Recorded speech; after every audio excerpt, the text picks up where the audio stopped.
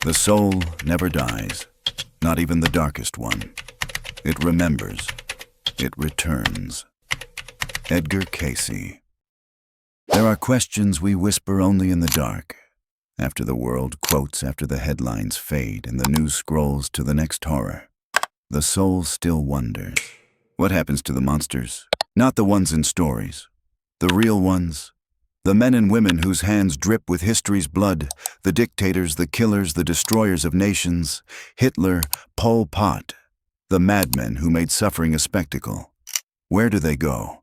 When the body collapses, when no court is left to judge them. Edgar Cayce.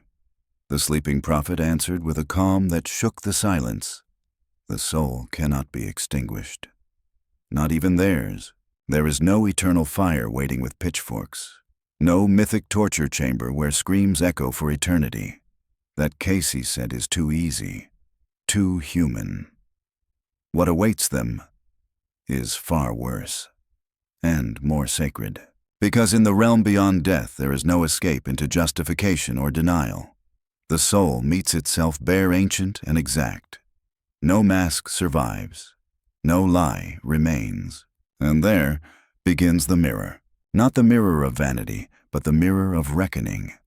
One in which you see not your face, but the faces of every life you ever touched. Not your triumphs, but their pain. The terror in the eyes of the child you hurt.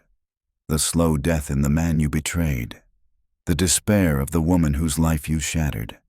And you don't just see it. You feel it. You relive it. Not as a punishment, but as an understanding. This, Cayce taught, is the soul's curriculum. A violent life births a violent afterlife, not imposed, but echoed. This is not judgment. This is balance. This is the beginning of karmic memory. But some refuse. Some souls bloated with pride still clench their teeth in death. They deny. They resist. And so they remain stuck between realms, between breaths, trapped in what Cayce called the plains of confusion. Not hell, but a fog, a torment of ego's echo, a place where time stops but suffering does not. They walk centuries long through a fog of their own making, refusing to surrender, unable to forget, hungry but never fed, seeking a door that only opens with truth.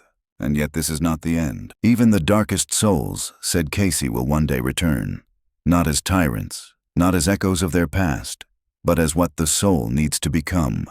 A child left behind, a wanderer without name, a silent presence in the crowd carrying grief as memory, not power. Hitler will return, not with armies, but with silence. Not with power, but perhaps as a child rejected by all, or a nameless wanderer carrying the grief he once dealt like coins. This is not justice as we define it. It is the slow mathematics of the soul. Every act lived twice once in doing once in receiving. So if you've ever wondered where evil goes, it goes nowhere. It transforms, or it repeats. And it's repeating now. If something in this touched a memory you didn't know you carried, you're not alone. Subscribe to Edgar Cayce Predictions, not just for content, but for clarity. You thought you were breaking down. But what if your soul was breaking through? We don't often admit it, but the question of evil, real visceral evil, lives quietly in all of us. Not in the abstract, not in dusty books or late-night debates, but in the silent tremble of our own inner grief. Because when we hear stories of monsters, the Hitlers, the serial killers, the abusers who wear human faces, something ancient stirs, a deep ache, a cry for justice, and a deeper fear. What if nothing ever makes it right? What if some souls are too far gone? We've all seen it, felt it. Maybe not in history books, but in our own lives. A parent who caused unspeakable pain. A lover who shattered our spirit. A stranger whose violence left marks we still carry. And beneath all of it, the secret question we don't dare ask aloud. Where do those people go? And if we've ever been close to the edge ourselves, if we've ever felt the cold grip of rage, of numbness, of the desire to harm or disappear, another fear emerges. What if part of me is like them? Edgar Cayce didn't dismiss these questions. He didn't bury them under shallow positivity or spiritual cliches. Instead, he looked into the abyss and whispered back, "The soul is never lost." But sometimes it forgets itself entirely. That forgetting is what we call madness. It's not just the psychotic break or the criminal act. It's the slow soul-wounding fracture that begins in silence when a person is so hollowed out by shame, by power, by trauma, they no longer feel, no longer see others as real. The soul begins to drift. Identity crumbles, and the human becomes a shell. This is what Cayce called the disintegration of consciousness. The soul fragments not from death, but from disconnection. The further we are from empathy, the further we drift from soul memory. And this is where psychology meets prophecy. Because what Cayce described so long ago echoes what modern trauma science now confirms, that violence is not born in strength. It is born in disconnection. Neuroscientists have shown that chronic trauma and dissociation can suppress the parts of the brain responsible for empathy and moral judgment. What begins as a wound becomes a weapon. What begins as survival becomes cruelty. The monster, it turns out, may have once been a child, abandoned, abused, unloved, who split from their own soul to survive. But Cayce's message was not one of excuse. It was one of origin, because origin matters. If we know where the soul broke, we can begin to understand how it might heal. And this is where it becomes uncomfortable. Because if even the darkest soul was once a child, what does that mean about our own hatred? What does that mean about the vengeance we carry? It doesn't mean forgiveness comes easy. It shouldn't. But it does mean healing is possible, even for them, even for us. Somewhere, perhaps in your own story, there is someone who never said sorry. Someone who vanished or blamed you or pretended nothing happened. You carry the scar, and maybe you've carried the story too. The story that says they will never change. They don't deserve peace. And maybe you're right. But Cayce asked a deeper question. What if their pain isn't over? What if it's just beginning? Imagine this: a soul dies after committing horrific acts, and instead of punishment from above, it is met with the very pain it inflicted felt from the inside out. Cayce called this the mirror, the life review. And for many, it's unbearable.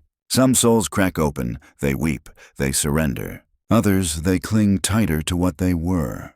They spiral. They become stuck. But whether they spiral or awaken, the process has begun. Now imagine this. That soul returns not as a tyrant, but as a child born into violence. Not as a leader, but as the lost one no one saves. They don't remember who they were, but the pain is familiar. It stalks them, and the soul begins to learn. Slowly, brutally, through grief. This is what Cayce meant when he spoke of reincarnation as restoration, not as reward or punishment, but as reflection. Not vengeance, but balance. Some of you listening may feel this in your bones.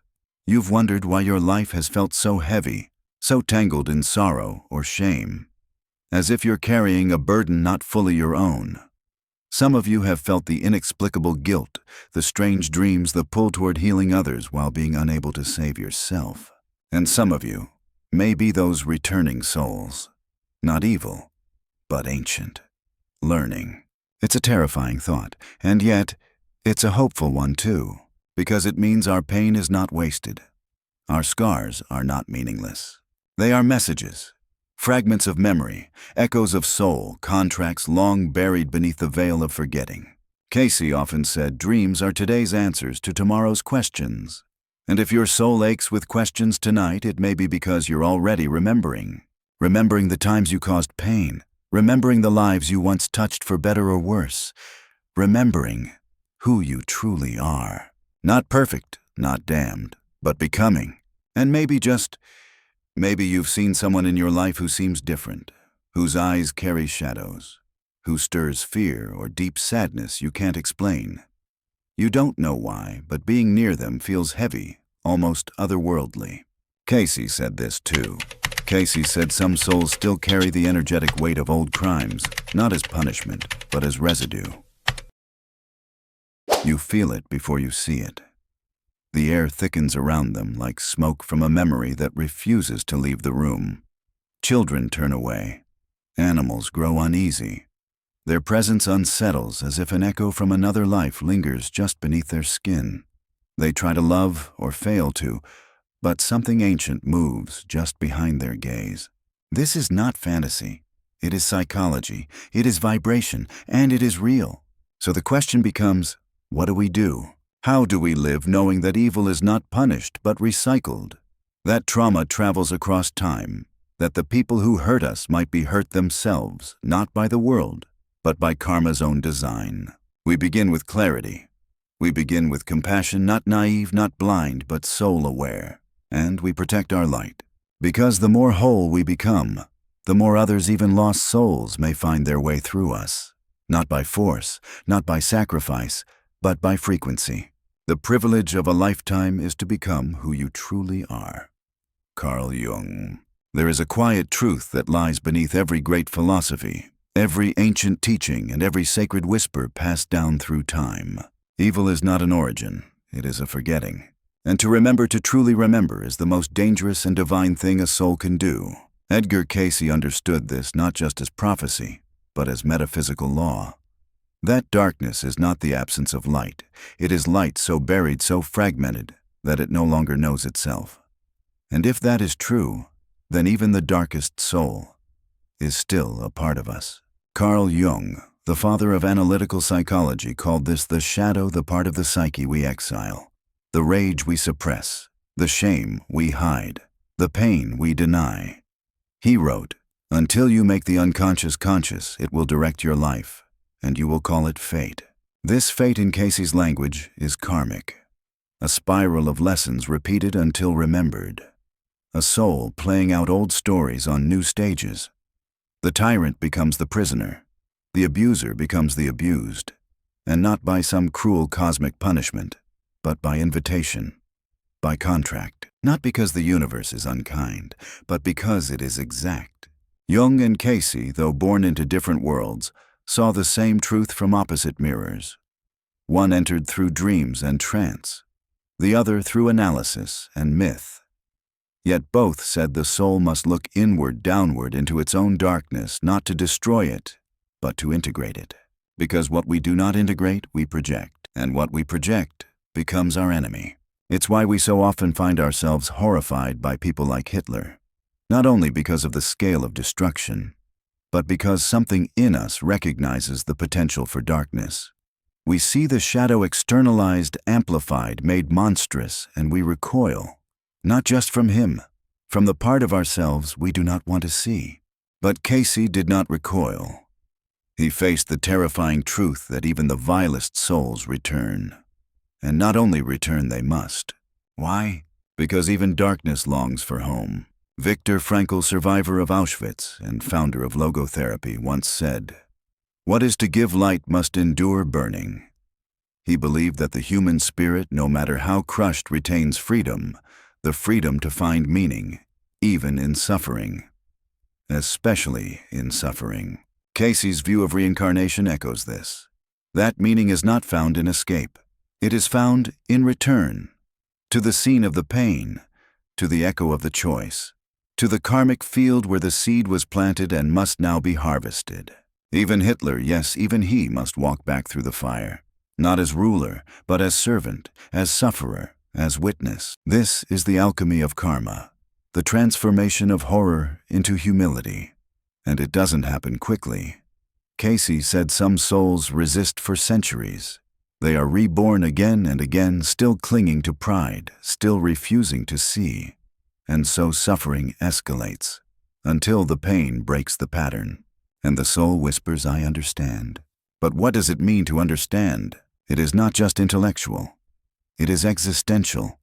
It is the soul remembering itself as part of the whole. And this remembrance is not always peaceful. It is often catastrophic. Alan Watts, the philosopher-mystic, once described ego death as the feeling of your own being falling apart, not dying, but becoming infinite. For a soul that has known only power, control, and separation, this experience is terrifying.